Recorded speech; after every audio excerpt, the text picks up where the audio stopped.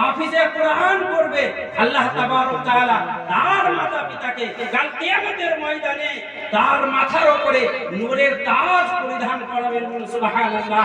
আর নূরের তাজ পরিধান করানো মানে এই নয় শুধু নূরের তাজ পরিধান করিয়ে দেওয়া হলো, তারপর তাকে জাহান্নামে পাঠিয়ে দেওয়া হবে, তাকে সাজা দেওয়া হবে, দোজখের মধ্যে ফেলা হবে। যার সম্মান করা হয় তাকে সম্মান দেওয়াও হয়, যেমন নূরের তাজ পরিধান করা হবে তেমনি ঠিকভাবে তার সম্মান অনুযায়ী তাকে জান্নাতের মধ্যে সম্মানিত স্থান প্রদান করা হবে, সম্মানিত স্থান প্রদান করা হবে। বিরাদরে মিল্লাত ইসলামিয়া এই বলে আবার আপনাদেরকে একই প্রশ্ন, ওয়াল তামসুলমান সুন্নাহ কদ্দামাত জাবাত। হে মুসলমান, আপনি আপনার অন্তরের দিকে ফিরে বলুন, আপনি দুনিয়ায় কি করলেন, কি পাঠালেন, আগামীর জন্য আপনি কি পাঠালেন? বিরাদরে মিল্লাত ইসলামিয়া, আমি আপনাদের কোনো অপরিচিত কোনো ছেলে নয়, আপনাদের এলাকা কোন কামলা মাদ্রাসায় 6 থেকে 7 বছর কাটিয়েছি, আজ আপনাদের সামনে উপস্থিত। খুবই দুঃখের বিষয়, মসজিদের মধ্যে আজ এশার নামাজ পড়লাম, ইমাম সাহেব উপস্থিত রয়েছেন, ইমাম সাহেব আমাদের হাফিজ সাহেব ছাড়া শুধুমাত্র 2 জন মুসল্লি এশার নামাজে উপস্থিত। কিছু মনে করবেন না, এটা আমাদের কর্তব্য, আলেম হিসাবে এটা কর্তব্য আমাদের।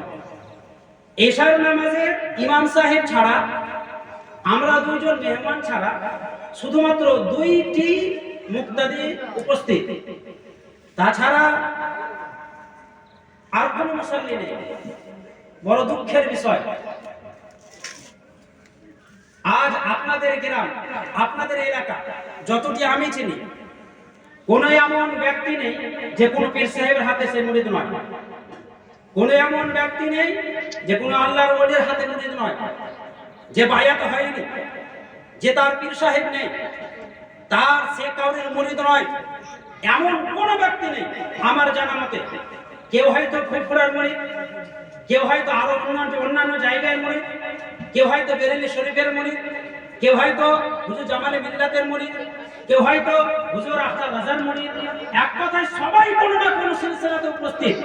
এবার আপনাকে বলে দিই, সিলসিলা আপনার যতই হোক, সিলসিলায়ে নকশবন্দি হোক, সিলসিলায়ে কাদরিয়া হোক, সিলসিলায়ে আরো যেমন যত সিলসিলা হোক না কেন, আপনার সিলসিলা যতই হোক না কেন, শরীয়তের বিধান সবার জন্য সমান, শরীয়তের বিধান সবার জন্য এক, শরীয়তের বিধান সবাইকে ফলো করতে হবে।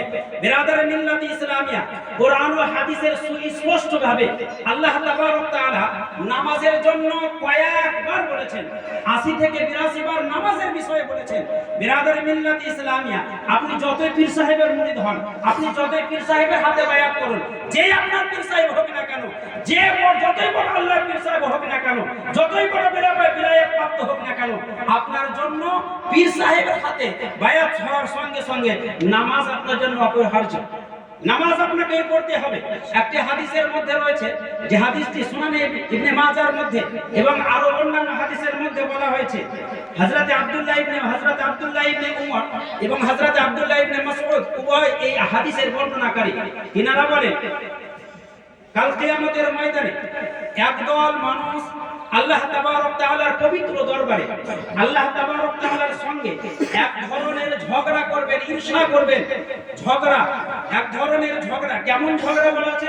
মুফাসসিরিনে কেরাম বলেন, তাফসীর হাদিস ব্যাখ্যাকারী বলেন, সেই যেমন ঝগড়া একজন ছেলে তার পিতার সঙ্গে করে, মানে ঝগড়ার মধ্যে মায়া মমতা থাকবে, ওই ধরনের একদল মানুষ আল্লাহ তাবারক তাআলার সঙ্গে ঈর্ষার মতো ঝগড়া করবেন এবং বলবেন, হে আল্লাহ তাবারক তাআলা, আমার সঙ্গে এমন কিছু ব্যক্তি আছে যে ব্যক্তি আমার সঙ্গে নামাজ পড়তো, আমার সঙ্গে রোজা রাখতো, আমার সঙ্গে হজ করেছিল, আমার সঙ্গে দান খায়রাত সাদকা করেছিল, কিন্তু ইয়া আল্লাহ তাবারক তাআলা তাদের মধ্যে থেকে কিছু মানুষকে তুমি জাহান্নামে দিয়েছো, কিছু মানুষকে জাহান্নামে দিয়েছো। আল্লাহ তাবারক তাআলা হাদিসের ব্যাখ্যায় বলা হয়, আল্লাহ তাবারক তাআলা জিজ্ঞাসা করবেন, আচ্ছা সত্যি কি তারা তোমার সঙ্গে নামাজ পড়তো, তোমার সঙ্গে রোজা রাখতো, তোমার সঙ্গে হজ করেছিল কিংবা যাকাত প্রদান করেছিল? সেই আল্লাহর সেই সমস্ত বান্দারা বলবেন, হ্যাঁ আল্লাহ তাবারক তাআলা তারা আমার সঙ্গে নামাজ পড়তো, রোজা রাখতো, হজ করতো। আল্লাহ তাবারক তাআলা হাদিসের মধ্যে বলেন, আল্লাহ তাবারক তাআলা বলবেন, যাও জাহান্নামে তুমি যাও, গিয়ে যে সমস্ত ব্যক্তিকে তুমি চিনো, তোমার সঙ্গে নামাজ পড়তো, তাকে চিনে চিনে জাহান্নাম থেকে বের করে তাকে জান্নাতে নিয়ে যাও। বলো সুবহানাল্লাহ। জান্নাতে প্রবেশ করা। বেরাদার মিল্লাত ইসলামে হাদিসের বিশারকগণ বলেন, কিনারা হবেন আল্লাহ তাবারক তাআলার ওলিগণের মধ্যে একটি দল। আল্লাহর ওলিগণ ইনাদেরকে জাহান্নাম থেকে বের করে জান্নাতে প্রবেশ করাবে। এবার হাদিসের দিকে আসুন। জাহান্নাম থেকে বের করলেন কাকে? যে ব্যক্তি নামাজ পড়তো। জাহান্নাম থেকে বের করলেন কাকে? যে ব্যক্তি রোজা রাখতো। জাহান্নাম থেকে বের করলেন কাকে? যে ব্যক্তি হজ করতো। আপনি যদি ভাবেন আমি পীর সাহেবের হাতে মুরিদ হয়েছি, আমার জন্য নামাজ নয়, আমি পীর সাহেবের হাতে মুরিদ হয়েছি, আমার জন্য রোজা নয়, আমি পীর সাহেবের হাতে মুরিদ হয়েছি, আমার জন্য হজ যাকাত সাদকা নয়, নামাজ আমার জন্য মাপ, রোজা আমার জন্য মাপ, যাকাত সাদকা আমার জন্য মাপ, তো আপনি ভুল ধারণা রয়েছে আপনার।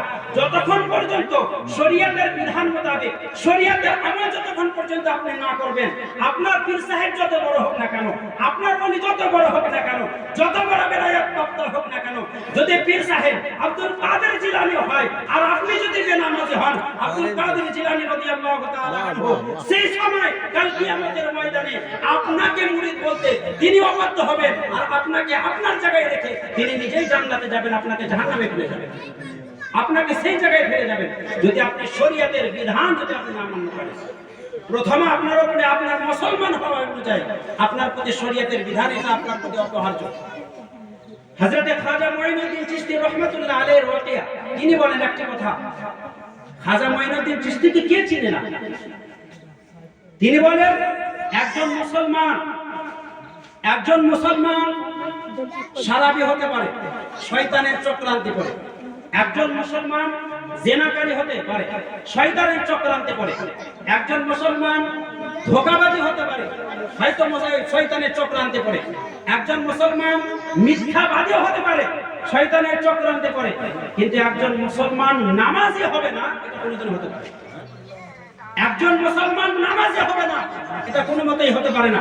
যদি সে সঠিক আকারে মুসলমান হয়, ইসলামকে মান্যকারী হয়, কোরআন হাদিসের প্রতি তার আমল থাকে, কোরআন হাদিসকে সঠিক আকারে বিশ্বাস করে, আল্লাহর ওয়াহদানিয়তকে একবারে সে মান্য করে, তো শোনো সে নামাজও পড়বে, আল্লাহর শরীয়তকে ফলো করবে। আর যদি সে মুসলমান সঠিক আকারে না হয়, তাহলে সে নামাজ পড়বে। এই জন্য তো আল্লাহ রাসূল সাল্লাল্লাহু আলাইহি ওয়াসাল্লাম হাদিস শরীফের মধ্যে বলেন, যে ব্যক্তি জেনে বুঝে নামাজ পড়লো না, আমান তারাকা সালাতা মুতাআম্মিদান ফাকাদ কাফারা, যে ব্যক্তি জেনে বুঝে নামাজ পরিত্যাগ করলো সে যেন কাফির হয়ে মারা যেতে পারে। কাফির হয়ে মারা যেতে পারে বললেন কেন? কারণ মুসলমানের জন্য নামাজ হচ্ছে অপহার্য। নামাজ আপনাকে পড়তেই হবে বাবা, যেমন হোক না কেন। আজ আপনার মসজিদ বিরান হয়ে পড়ে আছে। একটি হিকমতের একটি কথা, আপনি দেখবেন ইমাম সাহেব নামাজ পড়ছেন, মুসল্লিগণ নামাজ পড়ার পরে, ফরজ নামাজ পড়ার পরে মুসল্লিরা নিজের জায়গা থেকে অন্য একটি জায়গায় সুন্নত নামাজ পড়ে কিংবা নফল পড়ে, নিজের জায়গাকে ছেড়ে দেয়। যদি সেই জায়গাতেও নামাজ পড়ে কোনো অসুবিধা নেই, নামাজ হয়ে যাবে। কিন্তু জায়গা পরিবর্তন করে কেন? এর কারণটা কি? এর মধ্যেও কিছু হিকমত রয়েছে। জায়গা কেন পরিবর্তন করে? তার কারণ হচ্ছে জায়গা পরিবর্তন করে এর কারণে যেন ওই জায়গাটাও ওই নামাজির জন্য সাক্ষী হয়ে যায়, ওই জায়গাটাও সেই নামাজির জন্য সাক্ষী হয়ে যায় কি অমুক ব্যক্তি আমার ওপরে, আমার পিঠের ওপরে নামাজ পড়েছিল, হে আল্লাহ এই ব্যক্তি জাহান্নামে যাবে কেমন করে হতে পারে? ওই জমিনটি, ওই জায়গাটি আল্লাহ তাবারক তাআলার দরবারে কাল কিয়ামতের ময়দানে সেই ব্যক্তির জন্য সাক্ষী হবে। এবার বলুন, আপনার মসজিদে যদি দুইটি মাত্র মুসল্লি থাকে, দুইটি মুসল্লি জায়গা পরিত্যাগ করে কতটি জায়গা ঘেরবে?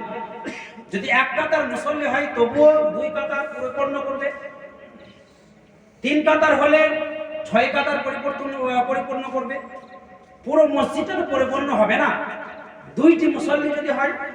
এবার বলুন, ওই সমস্ত জায়গা যেই জায়গাতে নামাজ পড়া হয়নি, ওই সমস্ত জায়গা কিন্তু আল্লাহ তাবারক তাআলার দরবারে আপনার বিরুদ্ধে নালিশ জানাবে যে আল্লাহ মসজিদ সুন্দর তৈরি করা হয়েছিল, মার্বেল পাশে পাথর বিছানো হয়েছিল, মাথার উপরে পাংখা রাখা ছিল, সুন্দর সুন্দর লাইটিং এর ব্যবস্থা করা ছিল, তারপরেও কিন্তু আমার উপরে কেউ নামাজ পড়েনি, আমার উপরে তোমার ইবাদত করেনি।